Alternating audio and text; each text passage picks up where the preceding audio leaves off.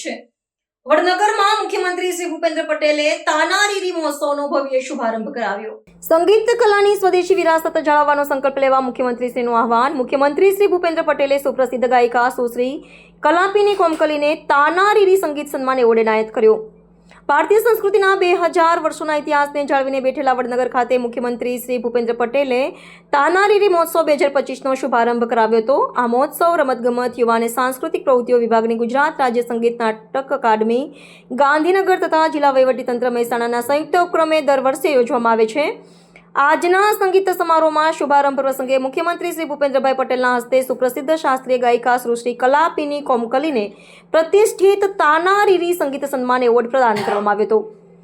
મુખ્યમંત્રી શ્રી ભૂપેન્દ્રભાઈ પટેલે આ પ્રસંગે જણાવ્યું હતું કે વડનગરની ભૂમિમાં કંઈક એવું તત્વ રહેલું છે કે અનાદિકાળથી અહીંયા સમર્પણ અને સેવા સાધનાની પરાકાષ્ઠા વિકસી છે। તેમણે તાનારીરીને અણમોલ સંગીત કલા વારસાનું ઉત્તમ ઉદાહરણ ગણાવતા કહ્યું કે તેમની જેમ જ વડનગરના પનોતા પુત્ર અને વિશ્વ નેતા વડાપ્રધાન શ્રી નરેન્દ્રભાઈ મોદી પણ રાષ્ટ્ર પ્રથમના ભાવથી કાર્યરત રહી દેશ અને દુનિયાને સેવા સાધનાનું જીવંત ઉદાહરણ પૂરું પાડી રહ્યા છે।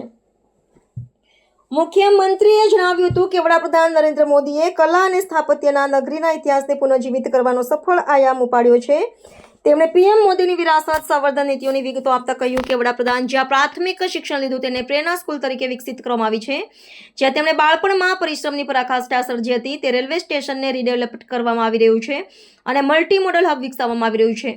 આ ઉપરાંત વડનગરના સમગ્ર પુરાતન વારસાને રજૂ કરતું અદ્યતન આર્કિયોલોજીકલ મ્યુઝિયમ પણ વડનગરમાં આકાર પામ્યું છે।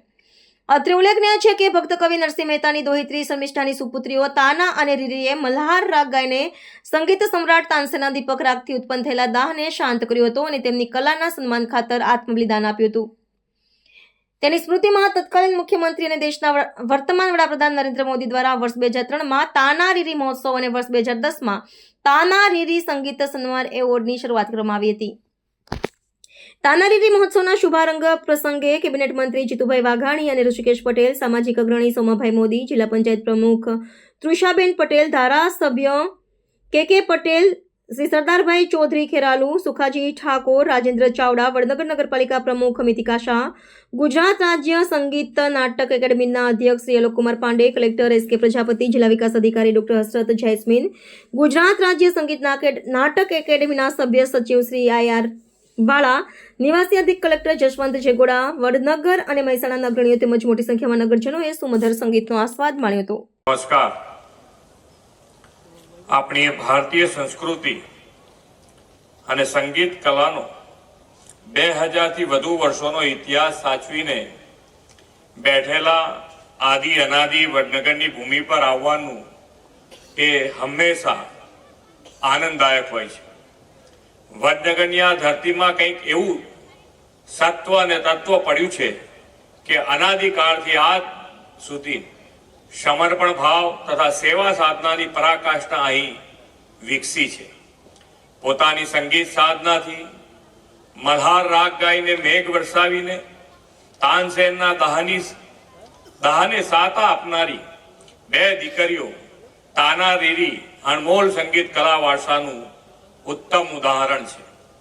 વિશ્વ નેતા અને યશસ્વી વડાપ્રધાન અને વડનગરના પનોતા પુત્ર શ્રી નરેન્દ્રભાઈ મોદી આજના યુગમાં સેવા સાધનાનું એવું જ જીવંત ઉદાહરણ રાષ્ટ્ર પ્રથમના ભાવથી કાર્યરત રહીને દેશ અને દુનિયાને પૂરું પાડી રહ્યા છે।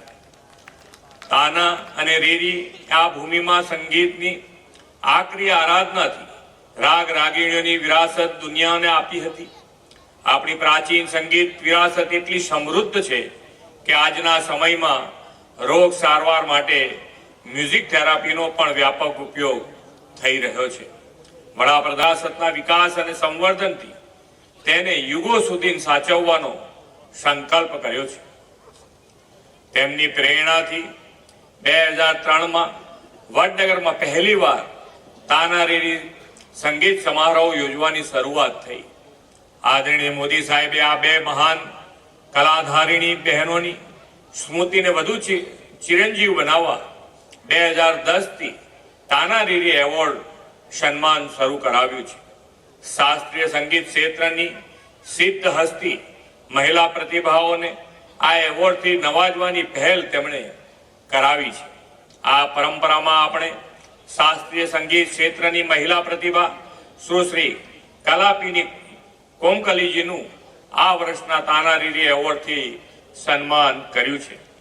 સંગીતની કલા વિરાસત સાથે સાથ કીર્તિ તોરણ અને બુદ્ધ વિરાસત જેવા પુરાતત્વ અવશેષો પણ આ નગરની મુખ્ય ઓળખ છે.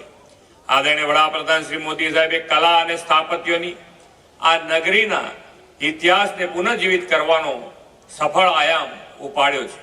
મોદી સાહેબે પ્રાથમિક શિક્ષણ જે શાળામાં લીધું હતું તેને પ્રેરણા સ્કૂલ તરીકે ડેવલપ કરવામાં આવી રહી છે. બાળ નરેન્દ્રએ પરિશ્રમની પરાકાષ્ઠા જ્યાં સર્જી હતી એ વડનગર રેલવે સ્ટેશનને રીડેવલપ કરવામાં આવ્યું છે. વડનગરના સમગ્ર પુરાતન વારસાને આધુનિક રૂપમાં લોકો સામે રજૂ કરતું અદ્યતન આર્કિયોલોજીકલ એક્સપિરિયલ મ્યુઝિયમ પણ ભારત સરકાર દ્વારા આકાર પામ્યું છે. રેલવે સ્ટેશન પાસે મલ્ટી મોડેલ ટ્રાન્સપોર્ટ હબ વિકસાવવામાં આવી રહ્યું છે. તો સાથે સાથે સ્વદેશ દર્શન યોજના અન્વયે હેરિટેજ સર્કિટમાં શર્મિષ્ઠા તળાવ, તાનારીરી પાર્ક, લેટરી વાવ, અંબાજી કોટ તળાવ અને ફોર્ટ વોલનો વિકાસ કરવામાં આવી રહ્યો છે. પૌરાણિક હાટકેશ્વર મંદિરના ઇતિહાસને પણ લાઇટ એન્ડ સાઉન્ડ શો દ્વારા લોકો જાણી શકે તેવું આયોજન થયું છે. વર્ષ 2047 સુધીમાં વિકસિત ભારતના નિર્માણનો આદરણીય વડાપ્રધાનશ્રીનો સંકલ્પ છે. વિકસિત ભારતના નિર્માણમાં કલા સંસ્કૃતિની સ્વદેશી વિરાસત સચવાઈ રહે અને આવનારી પેઢીને પણ આ વારસાના જતનની પ્રેરણા મળે તેવી વડાપ્રધાનશ્રીની નેમ છે. આ કલા સંસ્કૃતિના જતન સાથે સ્વદેશી અપનાવીને આપણે સૌ આત્મનિર્ભર ભારત માટે વડાપ્રધાન શ્રી નરેન્દ્રભાઈની જન્મભૂમિ વડનગરની આ ધરતી પરથી કટિબદ્ધ થઈએ એ જ અપેક્ષા સાથે વિરમું છું. ભારત માતા કી જય. વંદે માતરમ. જય જય ગરવી ગુજરાત.